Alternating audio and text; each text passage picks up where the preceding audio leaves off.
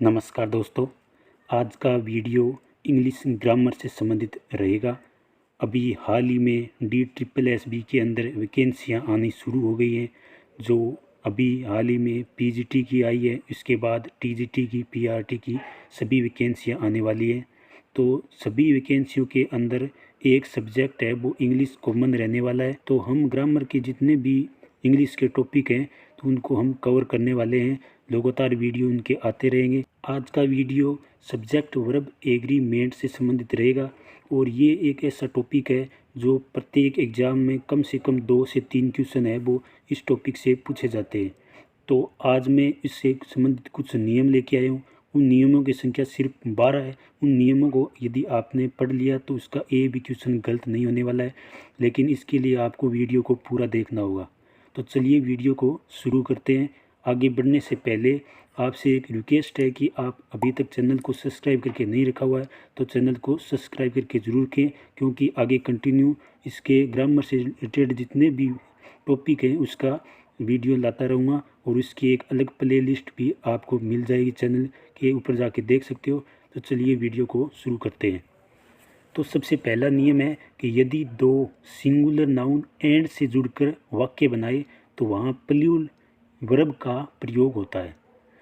तो इसका एक्सप्लेन हम एग्जाम्पल के द्वारा समझेंगे। तो एक एग्जाम्पल है कि रवि एंड कवि have done well in the examination. तो इसके अंदर आपको बताना है कि हेल्पिंग वर्ब है वो किस प्रकार की यूज करनी है, हैज या हैव में से। तो यहाँ पे आप देख सकते हो कि इस रूल के अकॉर्डिंग दो नाउन है और दोनों नाउन है वो सिंगुलर हैं और एंड से जुड़ी हुई है। तो इसके अंदर है वो प्लूरल वर्ब का इस्तेमाल किया जाएगा, यानी कि हैव इसके अंदर राइट आंसर होगा। तो चलिए अगला नियम, नियम नंबर 2, यदि दो सिंगुलर नाउन्स एंड से जुड़े हो तथा फर्स्ट नाउन के पहले आर्टिकल हो और सेकंड नाउन के आगे कोई आर्टिकल ना हो तो वर्ब हमेशा सिंगुलर यूज होगी। ये एग्जाम्पल के द्वारा हम समझेंगे। और यदि इसके अलावा ये भी हो सकता है कि आर्टिकल न आकर के इसके आगे कोई प्रोनाउन वगैरह भी आ सकती है, तो आर्टिकल की जगह आपको माई, योर, और ये भी आपको मिल सकते हैं। तो भी आप है वो ये इस रूल के अनुसार ही उसके अंदर वर्ब इस्तेमाल करनी है। तो चलिए हम इसका भी एक एग्जाम्पल देख लेते हैं। एग्जाम्पल है कि द प्रिंसिपल एंड सेक्रेटरी, फिर इसके अंदर कोष्टक, इसके बाद देर।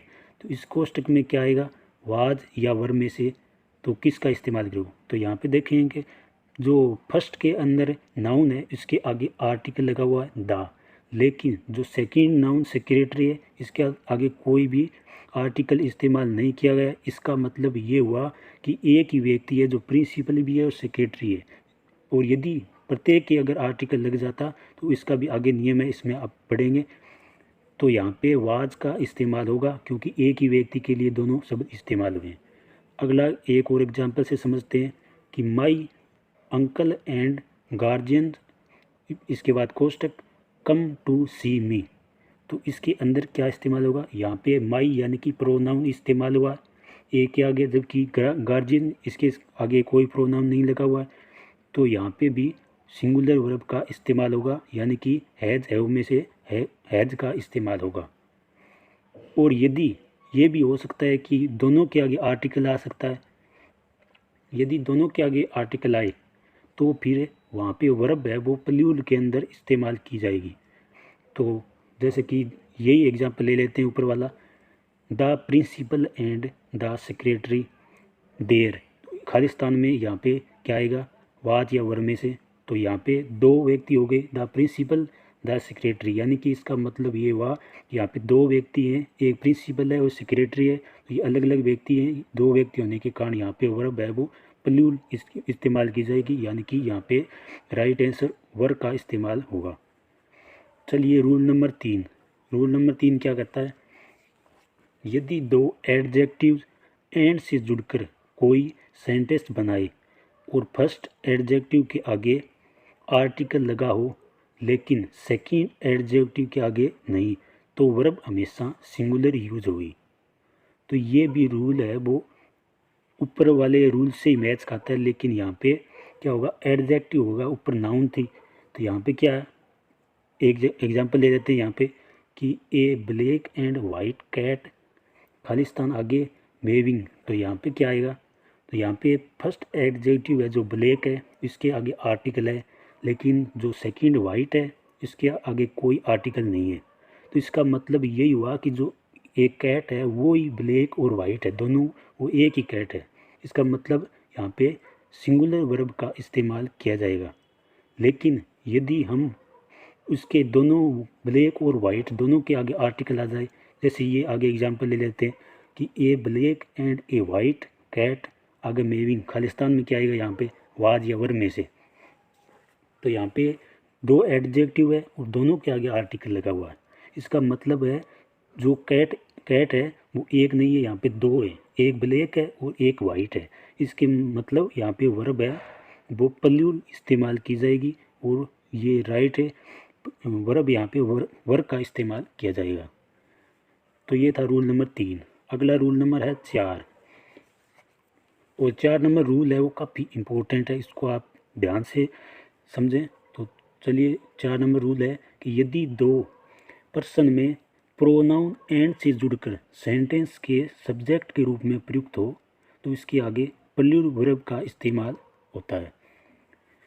और इसके पहले आपको ये चीज़ और समझनी होगी कि दो पर्सन हो, लेकिन दो पर्सन है वो इस टाइप में होने चाहिए, जैसे 2-1, 2-3 और 3-1 के क्रम में होने चाहिए। अब ये 2-1 है, 2-3 क्या है, 1 का मतलब है फर्स्ट पर्सन यानी कि आई, और 2 का अर्थ है सेकंड पर्सन यानी कि यू, यानी सामने वाले को जो जिसको हम बात कह रहे हैं यू, और 3 का अर्थ है थर्ड पर्सन यानी ही, कोई अलग, यानी कि दो से कोई और अलग की बात हो रही है यहाँ पे, उसको थर्ड पर्सन कहते हैं। तो इसका क्रम का ध्यान रखना सेंटेंस के अंदर। जैसे कि एक एग्जांपल ले लेते हैं, यू एंड ही, फिर खालिस्तान गुड फ्रेंड्स। तो यू यहाँ पे क्या है, सेकंड पर्सन है, और एंड के बाद है ही, और वो क्या है, थर्ड पर्सन। तो हमारे रूल ऊपर मैंने बताया था कि 2-3 में से अगर कोई मिले, या 2-1 या 3-1 में से कोई मिले, तो वो उसके अंदर वर्ब का है वो प्लूरल वर्ब का इस्तेमाल करना है। तो यहाँ पे 2-3 मिल गया, यहाँ पे क्या करना है, प्लूरल वर्ब यानी कि आर का इस्तेमाल करना है। यहाँ पे कुछ भी हो सकता है, जय वगैरह कुछ भी दे सकता है, यहाँ पे प्लूरल वर्ब का इस्तेमाल करना है, तो यहाँ पे आर का इस्तेमाल करेंगे। इसके बाद है कि एक और एग्जांपल ले लेते हैं, यू एंड आई, फिर यहाँ पे खालिस्तान, फिर प्लेइंग क्रिकेट। यहाँ पे वाज और वर्ब में से क्या इस्तेमाल करेंगे, और पहले ये देखेंगे कि यहाँ पे ऊपर वाले नियम काम कर रहा है या नहीं कर रहा है, यानी 2-1, 2-3, 3-1 इस क्रम में है कि नहीं। तो यहाँ पे देखें तो U2 2 नंबर है, सेकंड पर्सन है, और आई क्या है, फर्स्ट पर्सन यानी ए नंबर पर है। तो 2-1 इसका मतलब यहाँ पे भी वर्ब है वो प्लूरल के अंदर इस्तेमाल करनी है, यानी वाज वर्ब में से वर्ब का इस्तेमाल करना है। और इसके अंदर यदि 3 आ जाए, तो 3 पर्सन हो, तो यहाँ पे 2 पर्सन है, 3 पर्सन हो तो 3 पर्सन के अंदर है वो 2-3-1। ये आपको ध्यान में रखना है कि यदि 3 पर्सन हो तो बी प्लूरल का प्रयोग होता है और उसका क्रम 2-3-1 में लिखा जाता है। तो यहाँ पे भी एक हम एग्जांपल ले लेते हैं, वह है कि you he and I Khalistan good friends. तो यहाँ पे भी क्रम ध्यान देखेंगे 2-3-1 के अंदर है कि नहीं। तो यू है वो 2 है, ही क्या है 3 है, और आई क्या है फर्स्ट है। तो 2-3-1 का क्रम सही हो रहा है। तो यहाँ पे वर्ब है वो किस इस्तेमाल करनी है, प्लूरल के अंदर, यानी कि इज एम आर देगा तो यहाँ पे आर बनना है, क्योंकि कुछ लोग है वो आई समझ के आई के साथ ए एम आता है तो वो लगा देते हैं, तो वो गलत हो जाएगा। यहाँ पे आर लगाना है, क्रम का ध्यान रखना है, इसलिए ये इंपॉर्टेंट है रूल नंबर 3। ज़्यादातर क्वेश्चन यहाँ से भी पूछता है। रूल नंबर है 5, यदि वाक्य में each of, either of, neither of इसके बाद प्लूरल नाउन हो तो वर्ब हमेशा सिंगुलर यूज होगी। तो ये इतने ही ध्यान में रखना है। वाक्य के अंदर सबसे पहले आपको ये मिलेंगे each of, either of, neither of, तो इसके बाद कोई प्लूरल नाउन मिलेगा तो वहाँ पे वर्ब प्लूरल नाउन के अनुसार नहीं बननी है, आपको ध्यान रखना है वहाँ पे सिंगुलर वर्ब आएगी। तो एग्जाम्पल से समझ लेते हैं। यहाँ पे है इच ऑफ दीज 4 पेन खालिस्तान आगे रेड। तो यहाँ पे वर्ब है वो इच आ गया, इच के अनुसार देखें तो वर्ब सिंगुलर आएगी, यहाँ पे इज एम आर में से इज बनना है। इसके बाद neither of you Khalistan English, तो यहाँ पे नाउस आएगा। ठीक है, चलिए रूल नंबर 6। रूल नंबर 6 है कि यदि आपको सेंटेंस के अंदर many, a good many, a great many का प्रयोग वाक्य में सब्जेक्ट के रूप में होने पर वर्ब हमेशा प्लूरल आती है, ये आपको ध्यान में रखना है। और वैसे भी आप ध्यान में रख सकते हो कि मैनी है वो एक काउंटेबल नाउन है, तो काउंटेबल नाउन में हमेशा वर्ब है वो प्लूरल के अंदर आती है। तो इसका एक सेंटेंस देख लेते हैं कि मैनी, इसके बाद खालिस्तान, अपसेट फ्रॉम द, तो यहाँ पे मैनी आ गया, तो मैनी के अनुसार वर्ब है वो प्लूरल होगी, तो इज एम आर आपको सेंटेंस में ऑप्शन में दिए होंगे, तो वहाँ पे आर लगाना है। और यदि एक रूल मैनी से संबंधित एक बात और ध्यान में रखनी है, वो ये है कि यदि वाक्य में मैनी के बाद कोई आर्टिकल यानी ए और एन में से कोई आर्टिकल आ जाए, तुरंत बाद मैनी के बाद मिलेगा, का प्रयोग होने पर वर्ब सिंगुलर आती है। तो ज़्यादातर कंफ्यूज करने के लिए यहीं से भी क्वेश्चन आता है। तो यहाँ पे एक सेंटेंस देख लेते हैं। सेंटेंस है many a boy goes to college in time, तो यहाँ पे देख सकते हो कि मैनी के बाद में ए आर्टिकल आया, बॉय के बाद में फिर वर्ब की सिंगुलर वर्ब का इस्तेमाल किया यहाँ पे, यानी कि गोज का इस्तेमाल किया है। और गो होती है वो प्लूरल को प्रदर्शित करती है, गोज है वो सिंगुलर को। अब है रूल नंबर 7। रूल नंबर 7 है पेयर वर्ड, जैसे कि bread and butter, rice and curry, hammer and sickle, slow and steady, coming and going, rise and fall, long and short, ये वर्ड हैं जो हमेशा सिंगुलर को प्रदर्शित करते हैं, अतः इसमें सिंगुलर वर्ब यूज होती है। ठीक है, यहाँ पे ध्यान रखना, हमेशा ये आपको जैसे भी मिले सेंटेंस में उसके तुरंत बाद हमेशा सिंगुलर वर्ब ही लगाना है। जैसे एक एग्जांपल लेते हैं कि एग्जांपल है bread and butter is my favourite breakfast, तो यहाँ पे इज लगाया है, तो क्योंकि bread and butter pair word है, पेयर वर्ड है ये, और यहाँ पे सिंगुलर वर्ब का इस्तेमाल किया है इज। अगला नियम है रूल नंबर 8। रूल नंबर 8 कहता है कि यदि सेंटेंस से पहले a number of, a large number of या फिर ए ग्रेट नंबर ऑफ में हमेशा प्लूरल वर्ब यूज, तो ए ग्रेट नंबर ऑफ में हमेशा प्लूरल वर्ब यूज होती है।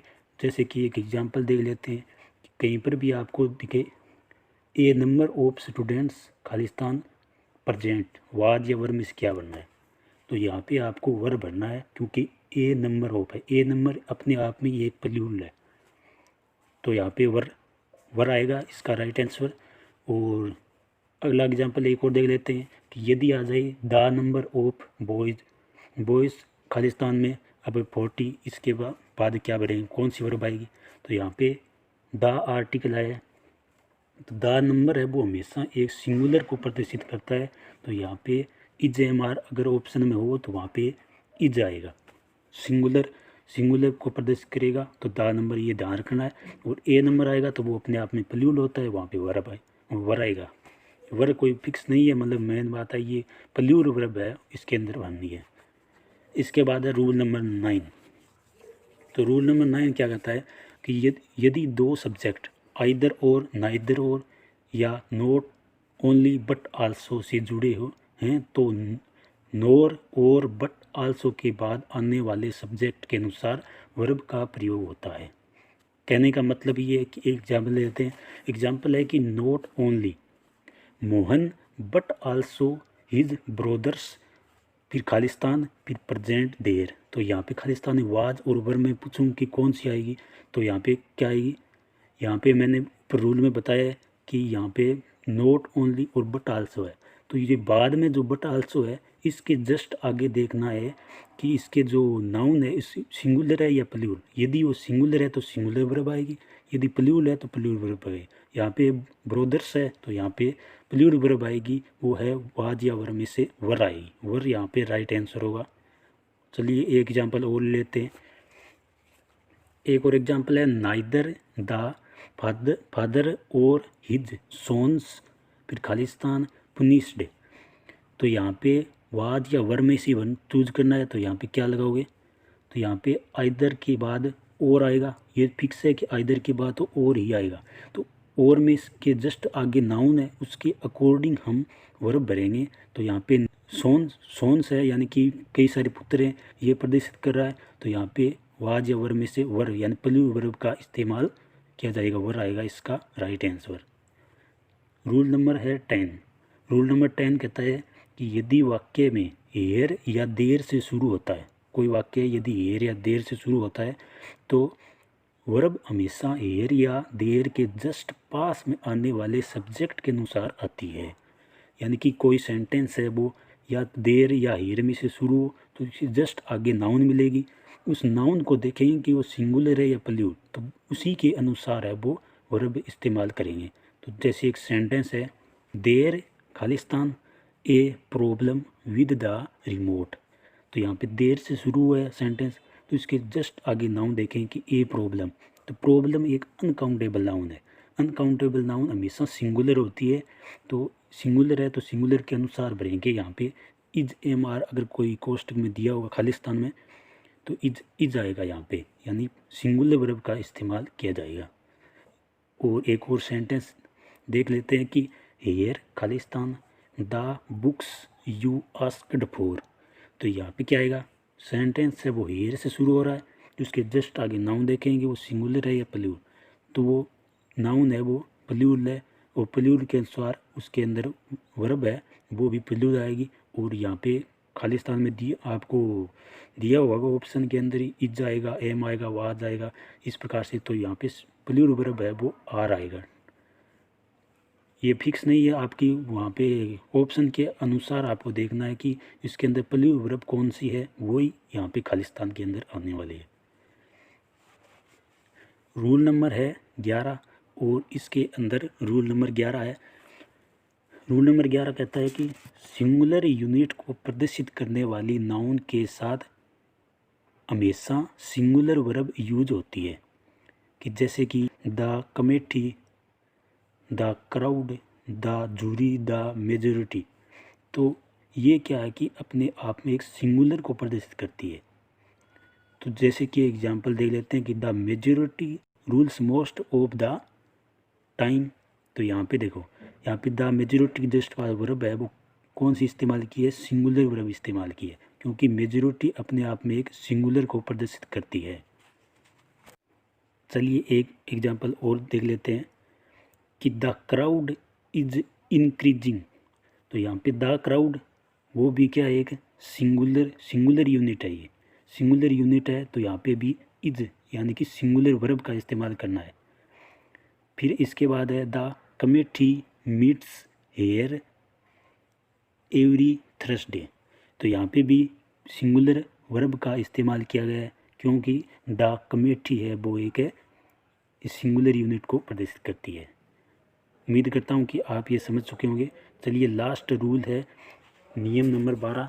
नियम नंबर 12 कहता है कि यदि कलेक्टिव नाउन का प्रयोग सिंगुलर यूनिट में व्यक्तिगत सदस्य के रूप में किया जाता है तो वहाँ प्लूरल वर्ब का यूज होता है।